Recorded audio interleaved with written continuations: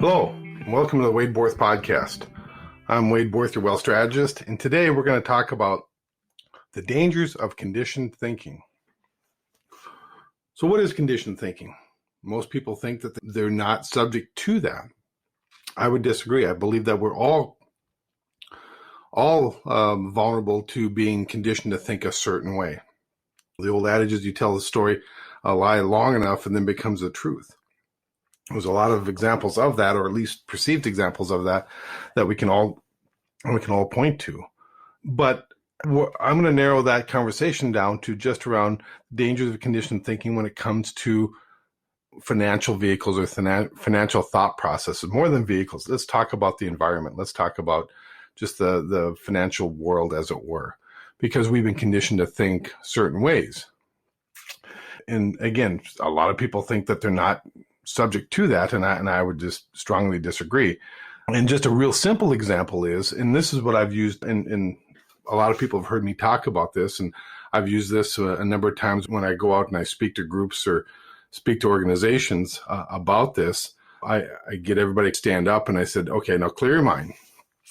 I want everybody to be honest first, and I want the listener here to be honest with themselves as well, and just answer these questions as you truly see it without trying to cheat the system. But if you're driving down the roads, and again, I'm going to pick in North Dakota. If I'm driving down the roads in North Dakota and I come up to a stop sign, I asked a question in this group. I said, how many sides does a stop sign have? And we're all going to say, a lot of us, we have to think about it or we'll have to go back. But there's 8 sides to a stop sign, right? Yeah, most people would agree with that. Then I asked, what color is the stop sign? And everybody's probably going to say red, because we've been thought to, okay, it's red. And then what do you do at a stop sign? Now, again, I want you to be honest. Most people in North Dakota, they'll say, well, we roll through it. We used to call it a California stop. So you come to a stop sign, you roll through it. Now, technically, you're supposed to come to a complete stop. I'm teaching my son how to get his driver's license, so I've been real cognizant of this lately. I come to a complete stop, to the point where the vehicle actually rolls backwards a little bit because it comes to that complete stop. Then once you come to a complete stop, what do? You look both ways, it's clear, you go. That's what a stop sign does. Now let's take a yield sign, for example. So you're rolling down the highway and you come to a yield sign. How many sides does a yield sign have? Most people would say 3, right? What do people do when they come to a yield sign? Again, I'm teaching my son this. We roll up to it. It means caution, right? So we have to be cautious, yield, and we look both ways. And again, this doesn't mean we have to stop, but we can look both ways, and we're being cautious, and we yield to oncoming traffic. And then we proceed.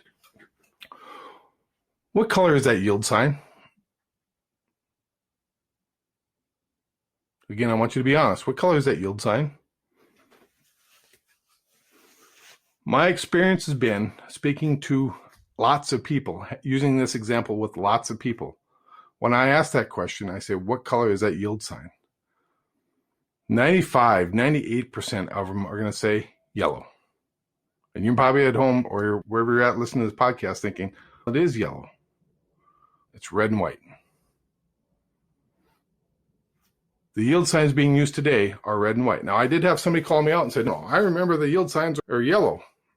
Back in, I think, 1972, they changed it from yellow to red and white. So that person is more gray hair than I do, probably remembers yield signs being yellow. But go out and look out on the internet. What color is the yield sign? It's red and white. Now, why do I use this example? Is that we've been conditioned to think that caution and yielding are the same thing.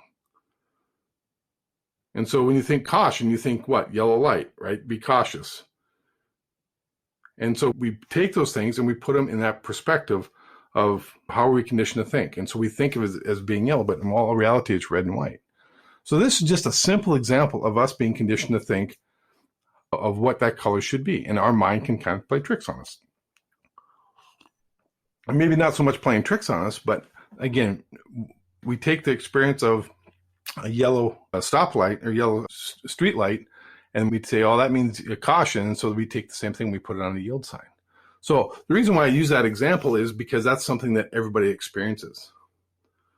And when I'm speaking to a group of people, to organizations or businesses or whatever it is, you get a lot of people that are start shaking their head. Oh yeah, I never thought of it. Never thought of that. And now they look at yield signs all completely different. I actually had a guy come up to me 6 months after I had talked to him, and he turned out to be a client of mine. And he says, I drive up to yield signs all the time, and I think of that conversation. So think about that when you roll up to a yield sign. It's like, how we've been conditioned to think about certain things. Now, why do I use that example? That's a simple example. But it's the same thing that goes on in the financial world.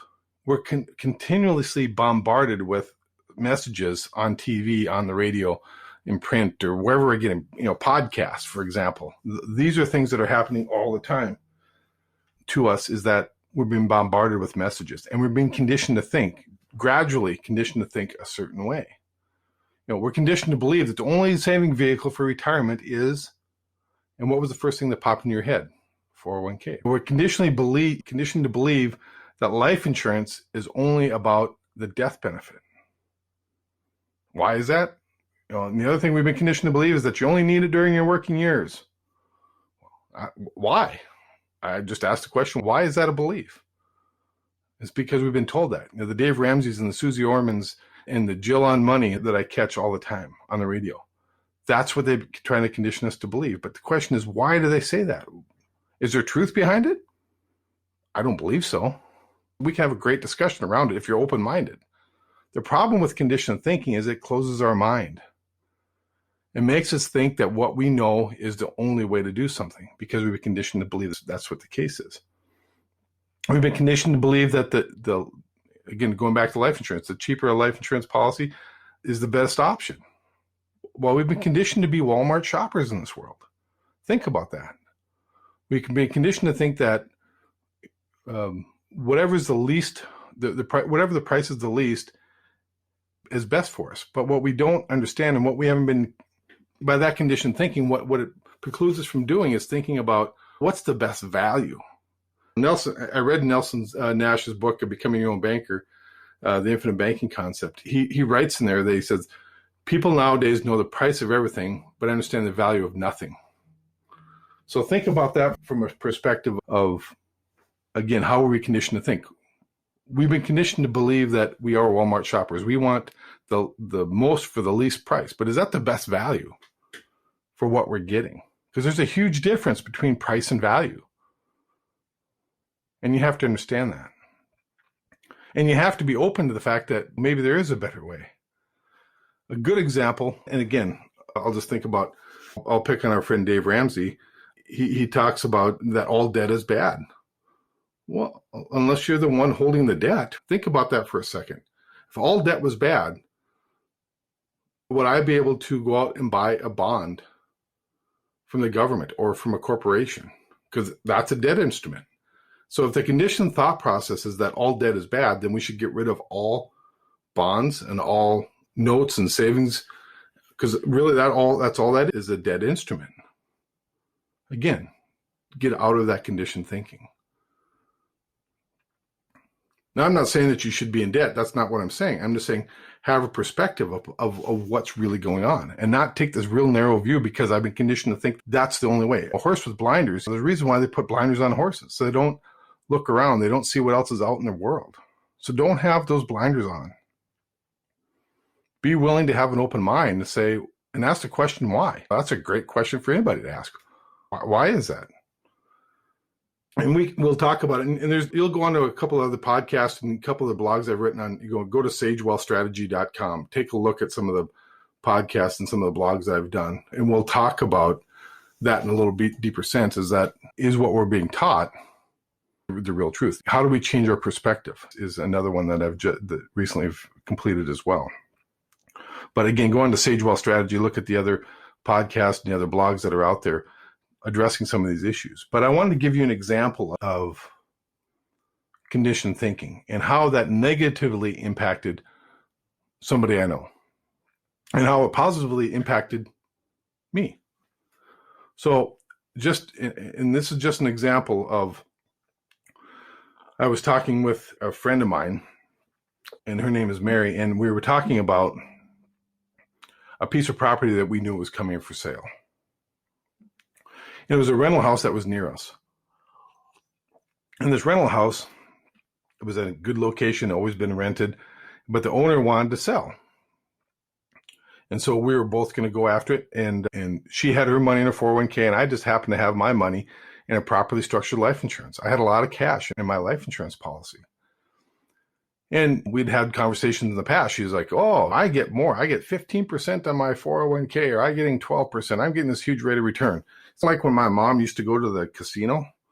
She always told me about the great days that she had when she won lots of money, but she never told me about the days that she lost lots of money. So I always talk about, again, it's about conditioned thinking, right? So the only place to put savings money, the only place to put money is in your 401k.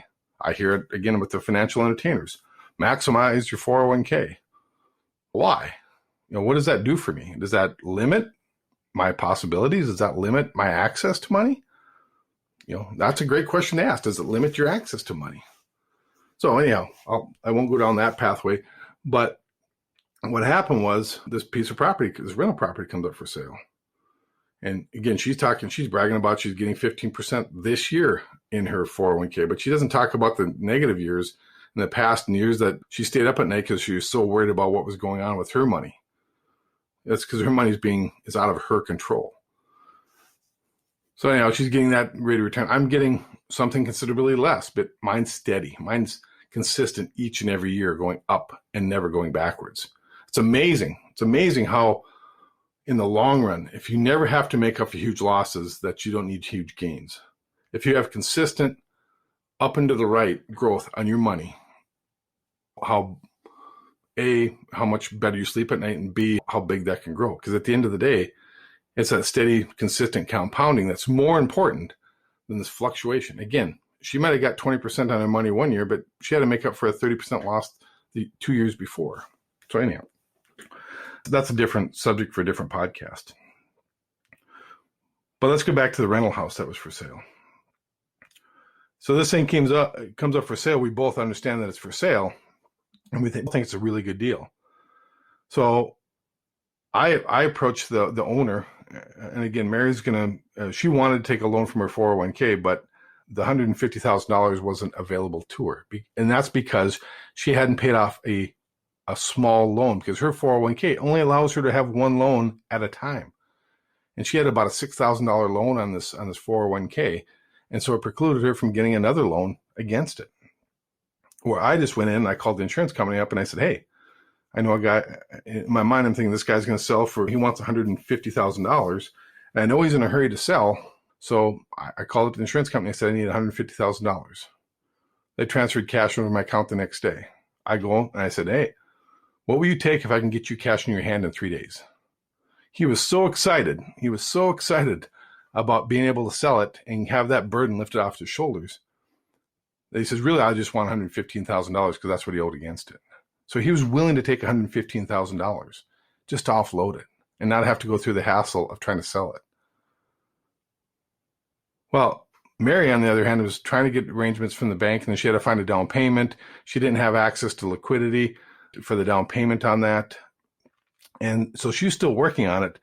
And I made an offer to the guy. I said, okay, I'll give you $115,000.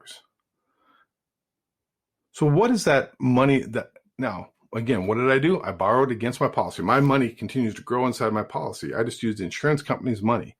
And granted, I got to pay a little bit of interest on it. But now I could buy that piece of property, turn around and sell it in 30, 60, 90 days for the true market value of about $150,000 if I'm willing to go through that process, pay some realtor fees, so on and so forth. But my interest on $115,000 is probably a little over $5,700 if I held it for a full year.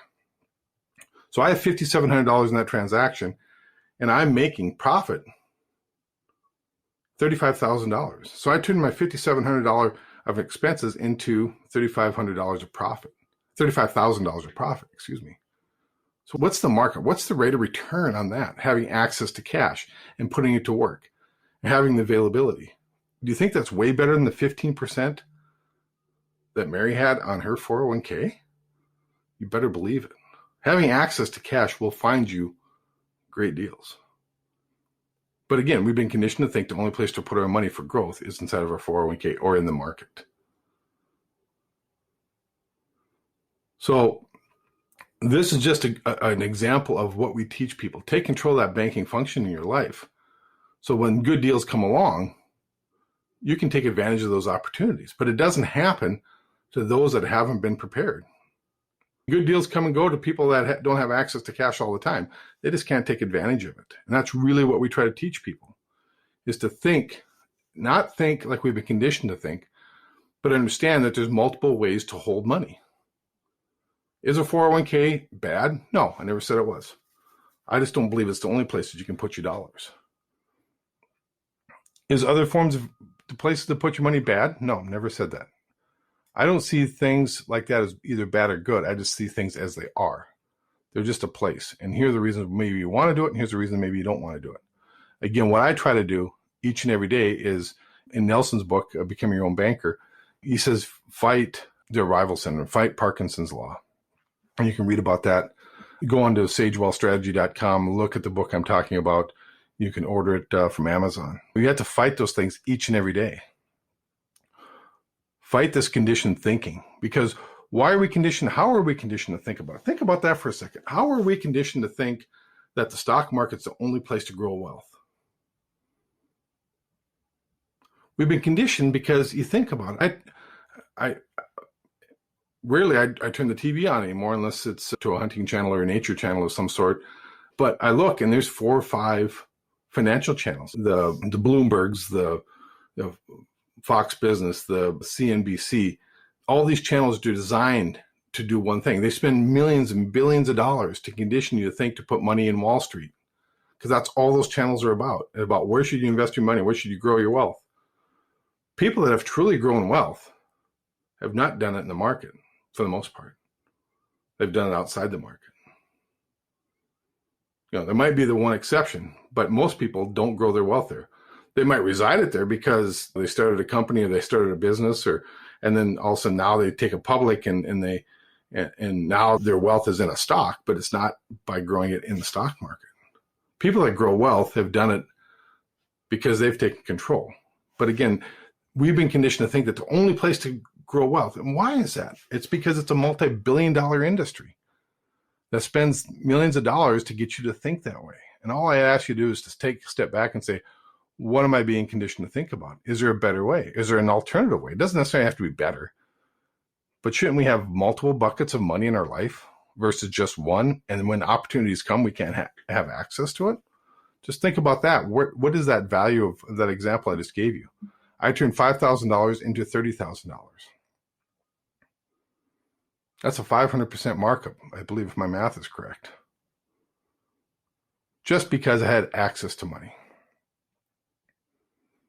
So the rate of return is only one factor. But having that ability to have access to go someplace that most people would never have thought of in the past. And again, that's because we've been conditioned to think that we have to store our money in certain places. And those are the only places that we can go. All I ask is, and those clients of mine that have been successful have always challenged that. They said, I know there's got to be a better way. And then when we started having conversations, they said, I thought there was a better way. There had to be a better way. And now I'm finding out that there is. You can still take advantage. And if you go into sagewealthstrategy.com, I talk about the 2 economic powers, right? One's the economy, one's actuarial science. These are great retirement strategies that nobody's really talking about because we've been conditioned to think the only thing about retirement is, and I see it all the time, what's your number? So it's that commercial, what's your number? And then, I need $1 million, I need $2 million. And then they don't talk about distribution. They don't talk about anything else because all they want is you to get your money into Wall Street, hold it there. They're going to charge a fee on it each and every year, and they make billions of dollars off of it. Not that making money is wrong, but just understand their motivation. If you understand their motivation, again, it's not right or wrong. It's just, so you're telling me that this is the place because this is what you want me to do. Okay, that's fine. I understand that now. And again, in Nelson Nash's book, Becoming Your Own Banker, he talks about if people know what's going on, they'll know what to do. My job is to help you understand what's going on so you'll know what to do.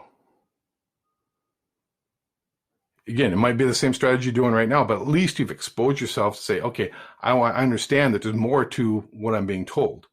And I might still do it the same strategy that you're currently going with. I'm not saying that's not going to happen. That happens on occasions. But what I mostly find is that people get like, oh, I understand now, so now I know what to do. I'll go maybe and hold my money in different places. I'll have some different strategies because they're seeing what they're doing now isn't really working. But again, they've been told and then told again and told again, this is the only way to do it. And so I get people all the time going, why doesn't everybody do this? Not everybody's questioning what they've been conditioned to think. The people of wealth do it all the time. The people that run corporations and banks I look at the strategy that we're teaching people in the process that we're teaching people about how to think about money and where to store it and how to take advantage of opportunities. Banks have been doing that for 100 years. People of wealth have been doing it for centuries. They have an understanding that, again, I find it rather interesting. You look at Wells Fargo, they tell you to take your money, and now they have advisors in their offices telling you to take your money and put it on Wall Street, but that's not what they do. Go to FDIC.gov. Look up Wells Fargo. It's just a website each quarter. All the banks have to report to FDIC what their holdings are. Look what their holdings are. They don't have money in the stock market. They don't have money in quote-unquote savings. They have what's called Tier 1 capital. And what's Tier 1 capital? It's just safe, secure money that they have access to. And what is a lot of that? I just looked this up the other day. FDIC has, I think, $18 or $19 billion in properly structured life insurance. Are they telling you to do that? Are the advisors that used to be the A.G. Edwards of the world, now Wells Fargo Wealth Advisors, telling you to do that? Absolutely not. Because they want your money somewhere else. But if it's good for the bank, isn't it good for you? Just think about that. Again, that's challenging that conditioned thinking. So I'd just say, reach out to me. If you want to further this conversation, reach out to me. I can be reached at wade@sagewealthstrategy.com. Again, that's strategy with a Y at the end, and it's singular, not plural. Or go onto our website, sagewealthstrategy.com, and just schedule an appointment. Contact us. I would love to have this conversation one-on-one with people, because I love to have that light bulb come on and say, I get it now. I love the fact that there's an alternative to what I've been taught. Because we've only been taught one thing. We've only been taught that our car needs, it's like Henry Ford. He used to say famously that, hey, you can have it any color you want as long as it's black. That's what we've been taught with our retirement savings and our investment vehicles right now. It's only one place to put it if you want to grow wealth, and that's in the market. People are not buying that anymore. There's only one color, black. The only one color is the market is not cutting it. It hasn't cut it. And people are starting to see that in their friends and their relationships and their parents, that all the promises that were made 15, 20, 30 years ago aren't coming true. And so we're seeing this. I'm seeing this right now with a lot of people. They're questioning. They're starting to question. And I'm just so happy that they're willing to take a step out and say, yeah, I know what you've been telling me, but I'm going to question it boldly. I want people, and I tell my son this all the time, don't be disrespectful, but question boldly what's being taught to you. Because if you question boldly and with good intent, you'll have a better understanding. You're going to start knowing what's going on. Again, that pathway is, if people know what's going on, they'll know what to do. And I'm here to help you understand what's going on, so you'll know what to do. It won't be me telling you what to do, but you're going to be the one that knows what to do. So again, reach out to me, wade@sagewealthstrategy.com, or just hop on our website, take a look around, see about the other blogs, the other podcasts we've talked about, because the message is fairly similar in the sense that we want people to change your perspective. We want people